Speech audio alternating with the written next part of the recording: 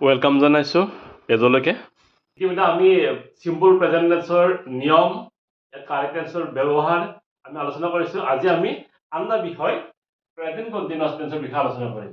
তোমালোকে জানাই প্ৰেজেণ্ট কণ্টিনিউয়াছৰ বাক্যটোৰ গঠন কি হয়? সাবজেক্ট প্লাছ বিভাৰ্বৰ present form am is are, ভাৰ্বত আইএনজি আৰু অবজেক্ট বা কমপ্লিমেণ্ট। ইয়াৰ লগতে আহিল কেনেকুৱা বাক্যবিলাক প্ৰেজেণ্ট কণ্টিনিউয়াছ টেন্সত হয়। বৰ্তমান সময়ত চলি থকা যিবিলাক ঘটনা এইবোৰ কি কৰা হয়? প্ৰেজেণ্ট কণ্টিনিউয়াছ টেন্সত লিখা হয়। উদাহৰণস্বৰূপে ল'ৰাবোৰে পথাৰত খেলি আছে। The boys are playing in the field. দেউতাই বাতৰি কাকত পঢ়ি আছে। Father is reading a newspaper. My sister is cleaning her room. The cows are grazing. My brother is cooking rice. আন এটি নিয়ম হৈছে যে এটা অৱস্থাৰ পৰা আন এটা অৱস্থালৈ যদি পৰিৱৰ্তন হ'ব ধৰা যিবিলাক ঘটনা, তাৰমানে এটা অৱস্থাত আছিলে নেক্সট সলনি হৈ আন এটা অৱস্থালৈ সলনি হৈছে, তেনেকুৱা অৰ্থবুজা বাক্যবিলাক কি কৰা হয়? প্ৰেজেণ্ট কণ্টিনিউয়াছ টেন্সত লিখা হয়। এটা অৱস্থাৰ পৰা আন এটা অৱস্থালৈ সলনি হ'ব ধৰা বাক্যবোৰ কি কৰা হয়? প্ৰেজেণ্ট কণ্টিনিউয়াছত লিখা হয়। যেনে গছৰ পাতবোৰ হালধীয়া হ'ব ধৰিছে। আগতে কি আছিলে?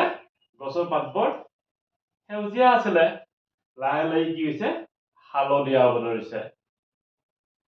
লাহে লাহে এন্ধাৰ হ'ব ধৰিছে। তাৰমানে আগতে পোহৰ আছিল, এতিয়া এন্ধাৰ হ'ব ধৰিছে। শিশুটোৱে খোজ কাঢ়িবলৈ আৰম্ভ কৰিছে।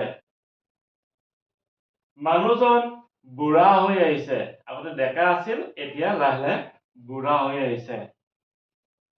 এই ধৰণৰ যিটো সেউজীয়াৰ পৰা হালধীয়া, পোহৰৰ পৰা এন্ধাৰ, ডেকাৰ পৰা বুঢ়া, এই যিটো এটাৰ পৰা আন এটা অৱস্থালৈ যিটো সলনি হোৱা অৰ্থ বুজা যিবিলাক বাক্য, তাক কি কৰা হয়? প্ৰেজেণ্ট কণ্টিনিউয়াছত লিখা হয়। যদি বাক্যটো সময় বুজোৱা শব্দ নাও থাকে, মনত ৰাখিবা জাষ্ট নাও নহয়, কিন্তু জাষ্ট নাও নহয়। জাষ্ট নাও ৰাখিলে আমি বেলেগ টেন্স এটা লিখিব লাগিব। কেৱল নাও। যদি সময় বুজোৱা শব্দটো কেৱল নাও থাকে, তেতিয়া কি হ'ব? বাক্যটো প্ৰেজেণ্ট কণ্টিনিউয়াছত লিখা হয়। যেনে দে প্লে ক্ৰিকেট নাও। ইয়াত সময় বুজোৱা শব্দ নাও আছে, উত্তৰটো কি হ'ব? দে আৰ প্লেইং ক্ৰিকেট নাও। এতিয়া আমি আন এটা নিয়মলৈ আহিছো। নিয়ম 4। যদি বাক্যটো সময় যদি প্ৰামাণিক অৰ্থ বুজোৱা শব্দ, প্ৰামাণিক অৰ্থ বুজোৱা মানে কি? লুক এট, হাৰি আপ আদি শব্দৰে বাক্যটো যদি আৰম্ভ হয়, তেতিয়া কি কৰা হয়? বাক্যটো প্ৰেজেণ্ট কণ্টিনিউয়াছ টেন্সত লিখা হয়। যেনে look it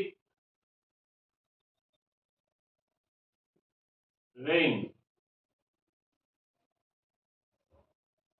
Look at the sky. Look at the sky. The birds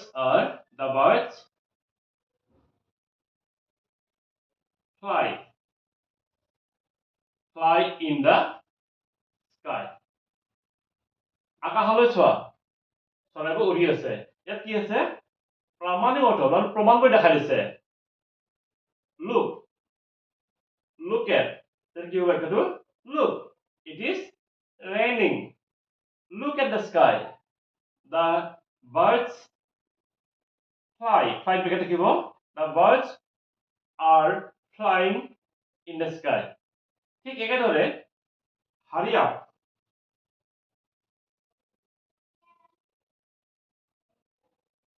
the bus wait for you.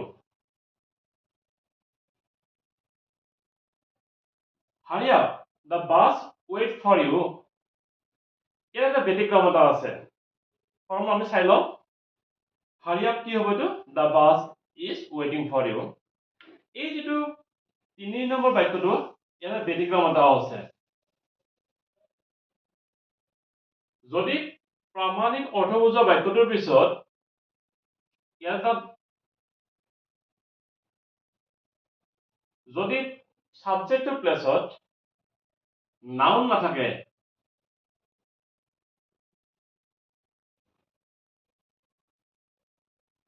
Hurry up. Here, wait the bus. Hurry up.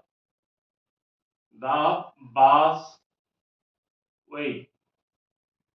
এই বাক্য দুয়োটাৰ কিন্তু টেন্সটো বেলেগ বেলেগ হ'ব কেনেকুৱা ইয়াত চোৱা হাৰি আপৰ পিছত কি আছে দ্বিতীয় বাক্যটোত দ্য বাছ সাবজেক্টৰ ঠাইত কি আছে নাউন এটা আছে কিন্তু প্ৰথম বাক্যটোত কি হৈছে ইন্ট্ৰডাক্টৰী হিয়াৰ ইয়াত কোনো নাউন নাই যদি বাক্যটোৰ সাবজেক্টৰ পিছত কোনো নাউন বা প্ৰনাউন নাথাকে আৰু তাৰ আগত প্ৰামাণিক অৰ্থ থাকে প্ৰামাণিক অৰ্থৰ বুজা শব্দ হাৰি আপ লুক এট এইবিলাক থাকে তেতিয়া কিন্তু এইটো প্ৰেজেন্ট কন্টিনিউয়াস নহয় মনত ৰাখিবা প্ৰামাণিক অৰ্থ বুজা শব্দ হাৰিয়া লোকেট আছে কিন্তু সাবজেক্টৰ প্লেছত নাউন বা প্ৰনাউন নাই তেতিয়া বাক্যটো কি হ'ব সিম্পল প্ৰেজেন্ট এটো কি হ'ব হিয়াৰ ওয়েটস দা বাস আৰু যদি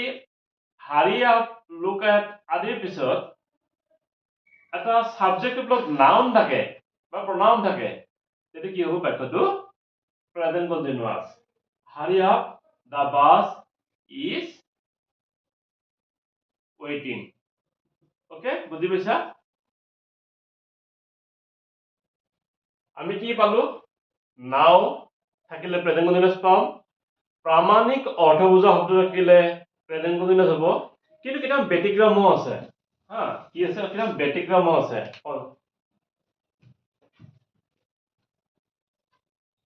ব্যতিক্ৰম হ'ব চাও হা ওকে ব্যতিক্ৰম হ'ব তোমালোকক এক্সাম্পল হোৱা দেখাই